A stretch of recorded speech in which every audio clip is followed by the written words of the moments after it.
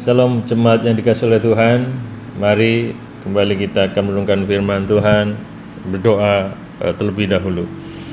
Kami bersyukur Tuhan, siang hari ini Engkau kembali memberikan kesempatan kepada kami. Di tengah-tengah kesibukan kami, ada waktu bagi kami untuk meneduhkan hati kami, membaca dan merenungkan firman-Mu. Firman Tuhan yang kami percaya akan menjadi penuntun bagi langkah-langkah kami. Roh Kudus pimpin perenungan firman Tuhan. Di dalam nama Tuhan Yesus Kristus kami berdoa. Amin.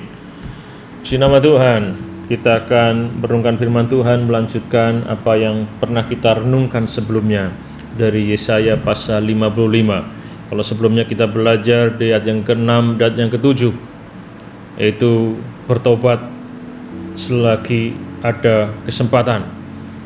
Dan hari ini kita akan merenungkan firman Tuhan ayat 8 dan 9. Firman Tuhan saya berikan judul, bertobatlah karena Tuhan punya rencana yang indah. Ayat 8 saya bacakan dan ayat ke-9 buat saudara. Sebab rancanganku bukanlah rancanganmu, dan jalanmu bukanlah jalanku.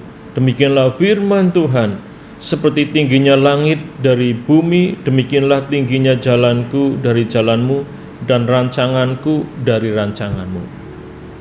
Jadi kalau kita baca 6-7, kan kita sudah mengingat bahwa itu seruan untuk umat Tuhan bertobat, untuk umat Tuhan kembali kepada Tuhan, mencari Tuhan selama ia berkenan ditemui, bertobat selagi ada kesempatan.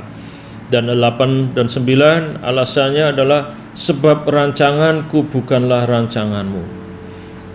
Tuhan akan menerima pertobatan kita yang kita lakukan dengan tulus. Yang ke-7, dan yang menjadi alasan untuk kita bertobat karena Tuhan punya rencana yang indah atas hidup kita.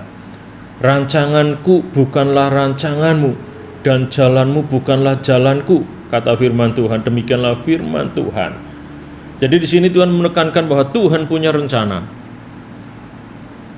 Tuhan punya jalan, Tuhan punya maksud dari setiap peristiwa yang Tuhan izinkan terjadi, termasuk masa-masa sulit yang dialami oleh Tuhan pada saat itu, yang akhirnya kita tahu bersama, akhirnya mereka ditawan menjadi bangsa tawanan di Babel selama 70 tahun. Ini sebelum terjadi. Firman Tuhan ini disampaikan sebelum mereka ditawan. Firman Tuhan sudah mengingatkan bahwa Tuhan punya rencana, dan rencana Tuhan terkadang bertentangan atau tidak sama dengan rencana-rencana kita. Dikatakan seperti tingginya langit dari bumi, demikianlah tingginya jalanku dari jalanmu, dan rancanganku dari rancanganmu. Saudara, terkadang ketika kita membaca ayat yang ke-9 ini, kita hanya memahami bahwa rencana Tuhan bisa berbeda dengan rencana kita. Rencana Tuhan bisa berbeda, rancangan Tuhan berbeda, jalan Tuhan berbeda dengan jalan atau rencana kita. Dan ayat 9 kita bisa melihat jalan Tuhan, rencana Tuhan bukan hanya berbeda, tapi jauh lebih tinggi dan mulia dari jalan dan rencana kita. Kan dikatakan sepertinya tingginya langit dari bumi. Ini bukan hanya berbicara perbedaan, tapi ini berbicara betapa rencana Tuhan tinggi, mulia seperti langit dan bumi.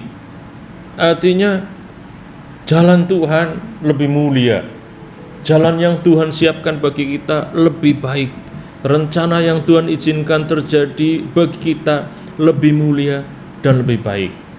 Itu yang harus sama-sama kita yakini dan pahami. Tidak mudah, umat Israel juga tidak mudah untuk memahami firman Tuhan ini. Kalau kita baca dalam sejarah umat Israel, ketika bangsa Israel ditawan di Babel, ada nabi palsu yang mengabarkan bahwa akan segera kembali, sementara nabi Tuhan menyampaikan akan bertahan cukup lama. Dan banyak orang lebih suka mendengarkan bahwa Tuhan akan segera memulihkan, Tuhan akan segera memberikan kemenangan. Itu yang menjadi rencana kita, itu yang menjadi rancangan kita terkadang seperti itu. Kita pengen semuanya serba baik, serba cepat. Bahkan kita berpikir Tuhan seperti pribadi yang kita sodorkan proposal untuk menyetujui apa yang direncana, apa yang dirancangan kita. Tapi dari ayat ini kita bisa belajar bahwa rencana Tuhan bukan rencana kita. Rencana kita berbeda dengan rencana Tuhan, dan rencana Tuhan jauh lebih baik, jauh lebih mulia. Karena dikatakan sepertinya tingginya langit dari bumi, demikianlah tingginya jalanku dari jalanmu, rancanganku dari rancanganmu. Jadi kembalilah kepada Tuhan, bertobatlah, karena Tuhan punya rencana yang indah atas hidup kita. Terkadang tidak mudah bagi seseorang untuk kembali kepada Tuhan. Bahkan kalau kita lihat dari banyak kisah, ketika orang akan kembali kepada jalan Tuhan, ada harga yang harus dibayar, dan itu tidak mudah. Dan terkadang itu menjadi kendala untuk orang kembali kepada Tuhan. Kita melihat dalam Alkitab yang dikatakan orang muda kaya yang akhirnya tidak mengikut Tuhan karena tidak siap dengan harga yang harus dibayar, karena harus meninggalkan semuanya. Tapi kita juga bisa melihat contoh dalam Alkitab, contoh yang luar biasa. Zakheus, orang yang dianggap berdosa, orang yang dianggap tidak layak oleh umat Israel, tapi dia mengalami pertobatan yang luar biasa, dan dia meninggalkan apa yang menjadi kenyamanan bagi dia, dan dia memilih kembali kepada Tuhan. Dia bertobat karena percaya Tuhan punya rencana yang jauh lebih indah daripada rencananya. Mari kita belajar, percaya Tuhan punya rencana atas hidup kita, dan rencana Tuhan jauh lebih baik. Bertobatlah, saudara yang sedang hidup dalam kegelapan, melakukan tindakan-tindakan kejahatan, melakukan hal-hal yang tidak diperkenan oleh Tuhan. Mungkin orang lain tidak tahu, keluarga saudara tidak tahu, hamba Tuhan, gereja juga tidak tahu, tapi ingat Tuhan tahu itu. Bertobatlah, Tuhan punya rencana. Mungkin saudara ketakutan, kalau saya berhenti lakukan ini, saya tidak melakukan ini, saya akan mengalami kesulitan, saya akan mengalami kesusahan, keluarga saya akan menderita, dan lain sebagainya. Ingat, Tuhan punya rencana yang jauh lebih mulia, jauh lebih indah dari rencana kita. Tuhan berkati kita semuanya. Kita berdoa. Tuhan, terima kasih untuk perenungan firman Tuhan yang singkat dan sederhana. Roh Kudus terus berbicara kepada kami, ingatkan kepada kami supaya kami terus mengalami dan melakukan pertobatan hari lepas hari di hadapan Tuhan, memperbaiki diri kami, menyadari kesalahan kami, dan mengakui dan memohon pengampunan dari Tuhan. Dan kami percaya Engkau akan menerima pertobatan kami, dan Engkau akan melakukan rencana Tuhan, rancangan-Mu yang jauh lebih mulia dari rencana dan rencana kami.